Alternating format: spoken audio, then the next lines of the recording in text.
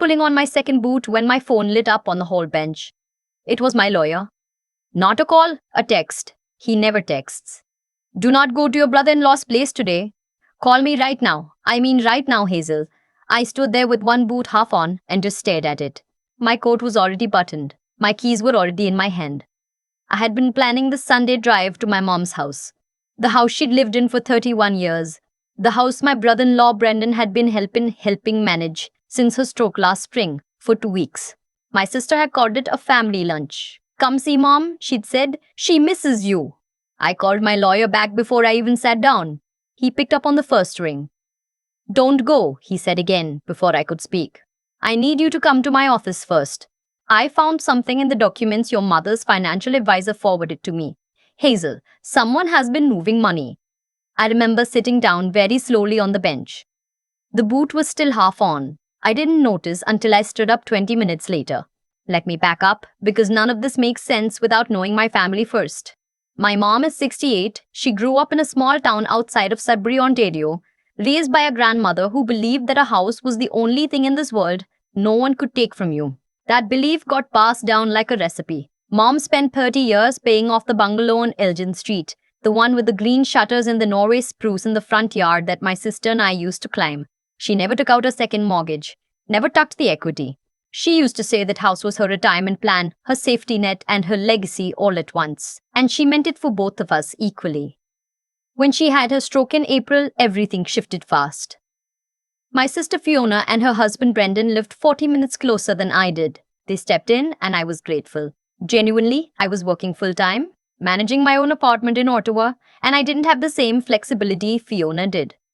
Brendan was a property manager by trade. He knew contractors, he knew paperwork, he knew how to talk to banks. It made sense at the time that he'd take the lead on things. What I didn't realize was that taking the lead had started to mean something very different from what I'd assumed. My lawyer's name is Mr. Beaumont. He's a quiet man in his 60s who has handled my family's paperwork since before I was born. Wills, property transfers, my parents' divorce agreement, all of it. He doesn't call without reason, and he definitely doesn't text. When I walked into his office that Sunday morning, still wearing my coat, he had a folder open on his desk and his reading glasses pushed up on his forehead. He told me to sit down. Your mother's financial advisor contacted me on Friday because she flagged something unusual, he said. A power of attorney amendment was filed 6 weeks ago. It removed you as co-agent. You're no longer listed anywhere on your mother's legal or financial documents. I heard the words, but they didn't land right away. What do you mean removed? I never signed anything. You didn't, he said. That's the problem. He turned the folder around so I could see it. There was my mother's signature at the bottom, shaky and slanted, the way it had been since the stroke, and below it, witnessed by 2 names I didn't recognize, was the signature of the new sole agent, Brendan. My brother-in-law had removed me from my own mother's power of attorney, without telling me, without my signature, without even a conversation. And then he had filed it with a notary in Barrie, 3 hours from where any of us lived. On a Tuesday afternoon when I had been at work and my mom had been, according to her care log, recovering from a urinary tract infection that had left her confused and exhausted for most of that week. I looked at the date, then I looked at Mr. Beaumont. She was sick, I said. She was barely lucid. I know, he said. That's why I told you not to go today. I drove home instead of to my mom's, and I sat at my kitchen table for a long time before I called my sister. To my mom's, and I sat at my kitchen table for a long time before I called my sister. Fiona answered on the second ring, warm and easy the way she always is. She asked if I was on my way, said she'd made chicken soup, said mom was having a good day. I asked her about the power of attorney. Silence. Not a surprised silence. A calculating one. I know the difference now looking back on it. At the time, I just felt it as wrongness, a kind of hollow drop in my stomach, the way you feel when you step on a stair that isn't there. It was easier to have one person managing things, she said finally. You're so busy, Hazel. We didn't want to put that pressure on you. You removed me from a legal document without telling me. We updated it. It was getting complicated having 2 people on everything. Fiona.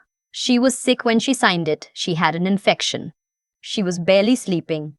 She knew what she was signing. Her voice had gone flat. Brendan walked her through everything. I'm sure he did. I hung up without saying anything else. Then I called Mr. Beaumont back and told him I wanted to understand the full picture before I did anything at all. What came out over the following 2 weeks was worse than I'd imagined, and I have a reasonably good imagination. Brendan hadn't just removed me from the power of attorney. He had, in the past 4 months, taken out a home equity line of credit against my mother's house. $62,000, using the power of attorney to authorize it without her understanding what she was agreeing to. He had rerouted her monthly pension deposits to a joint account he controlled. He had cancelled the property management company she'd used for the small rental unit attached to the back of her property and replaced it with his own company, charging her management fees she'd never agreed to, fees that were quietly draining whatever income the renter generated. And he had done something else, something that, when Mr. Beaumont showed it to me, made my hands go cold. He had contacted a real estate developer in Barrie about selling the Elgin Street property. Not as a future possibility, not as something to discuss with the family. He had already exchanged emails, already had a preliminary offer drafted, already agreed in principle to a sale price. The developer wanted to tear the house down for a 4-unit infill build. The offer was sitting in Brendan's inbox, unsigned, waiting. The house my mother had spent 30 years paying for. The house she had told us, in her own words, not 3 years ago, that she wanted to stay in until she couldn't anymore and then leave to her daughters. He was going to sell it without her understanding it was happening. Without telling me, without telling anyone except the developer, and I can only assume my sister. I read through all of it once, slowly, and then I closed the folder and stared at the wall. Mr. Beaumont gave me a minute. "Can we stop it?" I asked. "Yes," he said, "but we need to move carefully. And we need to move first. Here is what I did not do. I did not call Fiona and confront her. I did not drive to my mom's house and cause a scene. I did not send a panicked email or leave an angry voicemail or do anything that would have given Brendan the chance to accelerate the timeline or hide what he'd done. I had to learn how to be patient in a way I'd never had to be before. Every instinct I had said to go there, say something, make them look me in the face. But Mr. Beaumont had made it very clear, if we moved too soon, they would know we were on to them. And a motivated person with a power of attorney and a pending real estate deal has more tools to cause damage than you might think. So I waited. In the meantime, Mr. Beaumont filed a request with the Ontario courts to have my mother assessed for capacity by an independent clinician, a geriatric specialist who had no connection to any of us. This is a legal mechanism that exists specifically to protect people in my mother's situation. And it means that any major transaction, including a property sale, gets frozen until the assessment is complete. The developer's deal stalled. Brendan didn't know why at first. Mr. D stalled. Beaumont was careful about what information went where. But I knew the moment he started to suspect something was wrong, because Fiona called me out of nowhere on a Wednesday evening, all warmth again, asking if I wanted to come for dinner, saying she had something she wanted to talk to me about. Saying she thought maybe they'd handled the paperwork thing badly and she wanted to clear the air. I said I'd think about it. I did not go. 3 days later, my mom's bank flagged an unusual withdrawal attempt, $40,000 from the home equity line, submitted digitally through the power of attorney authorization, and because there was now a legal hold on the account pending the capacity assessment. The transaction was blocked automatically. Brendan must have known then that something was in motion. The capacity assessment happened on a Thursday at my mother's house with a clinician named Dr. Annan and a legal advocate present. I was not allowed to attend. Neither was Brendan or Fiona, to keep it uninfluenced. My mom spoke to Dr. Annan for 2 hours. The finding was unambiguous.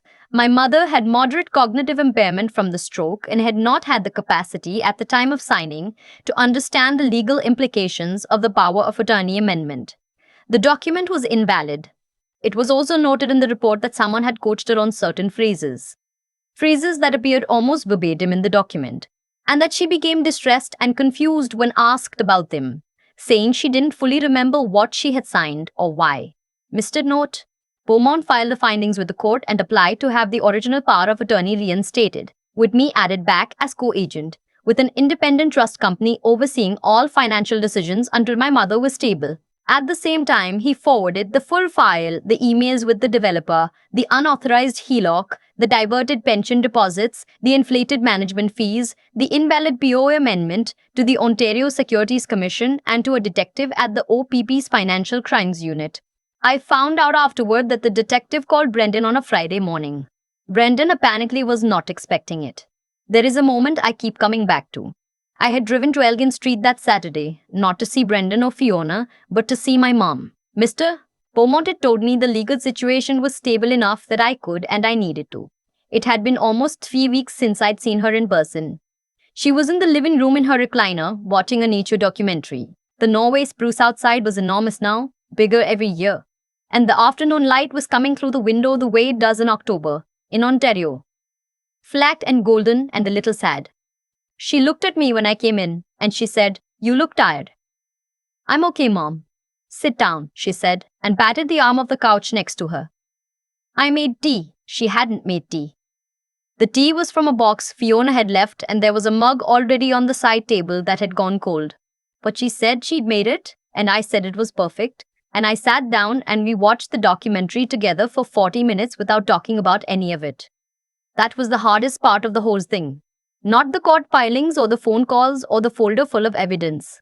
It was sitting in that room, in that light, watching my mother watch television, knowing what had almost happened to her, what was still happening in slow motion, because of the people she had trusted most, and having to hold all of that quietly inside myself so that she could just have a peaceful afternoon. I think about that a lot. About what it costs to stay calm when the person you love most is the one in danger. The OPP investigation took several months. I can't talk about all of it, and some of it is still ongoing. But I can tell you what happened to the house. The home equity line of credit was unwound. The $62,000 Brendan had drawn against my mother's home was traced through the accounts and partially recovered. The real estate deal was dead. The developer moved on when the property came under legal review and the preliminary offer expired. The management fees Brendan had charged through his company were found to constitute breach of fiduciary duty. The rental unit was restored to its original management arrangement. My mother's pension deposits were rerouted back to her own account. And the house on Elgin Street, the one with the green shutters, the Norway spruce, the 30 years of mortgage payments, is still hers. The court appointed a public guardian to oversee her finances long-term, with me and the trust company as co-monitors, which means no single person can ever make unilateral decisions about her assets again.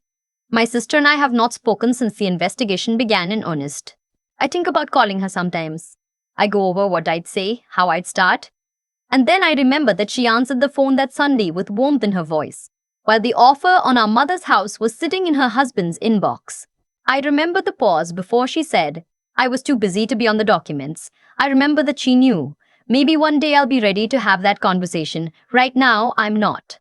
What I want people to understand, and I think about this every time someone tells me they'd never let something like this happen to their own family, is that it didn't happen all at once. There was no single dramatic moment when I could have stepped in. It was a series of small shifts, each one reasonable seeming on its own. Brendan was closer. Brendan knew property. Brendan had time. It was easier. It was less pressure on me. That is how it works. It's not usually a villain with a plan. It's usually someone standing in the right place at the right time, making themselves useful, building trust, and then, slowly, rearranging things while no one is watching. My mother trusted Brendan because Fiona loved him. Fiona trusted him because he was hers. And I trusted both of them because they were my family, and I had 30 years of evidence that family meant safety. The house is still standing. My mother still watches her nature documentaries in the afternoon light. The spruce outside her window is taller every year. Some things, it turns out, are harder to take than people expect. And some things, once you decide to protect them, are worth every quiet, careful, exhausting step it takes to hold the line.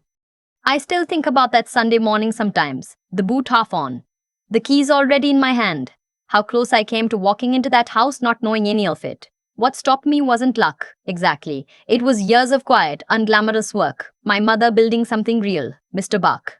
Beaumont doing his job carefully and without shortcuts. A financial advisor who noticed a number that didn't sit right and picked up the phone. None of those people were dramatic about it. They just did what was right, consistently, over a long period of time. And when it mattered, all of that quiet integrity showed up at exactly the right moment. I think about that a lot when people ask me how I got through it. The honest answer is that I didn't do anything heroic. I just tried to make good decisions when I was scared and tired and wanted badly to do the wrong thing.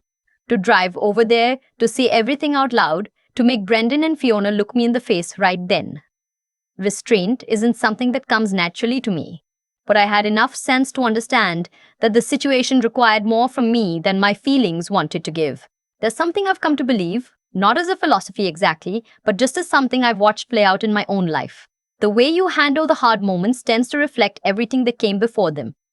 Brendan didn't become someone who would exploit a sick woman overnight. That kind of behavior builds slowly, in smaller moments when no one was watching closely enough. And my ability to hold steady when I wanted to fall apart, that came from somewhere too. From watching my mother hold steady, from learning, slowly, what it means to care for something beyond yourself. The three things I keep coming back to, when I think about who got through this and why, are pretty simple. Did you do the right thing when it was inconvenient? Did you think clearly when you were frightened? Did you keep going when it would have been so much easier to give up? My mother did all three of those things for 30 years before any of this happened. She paid the mortgage when it was tight. She kept the house in good repair when it would have been easier to let things slide.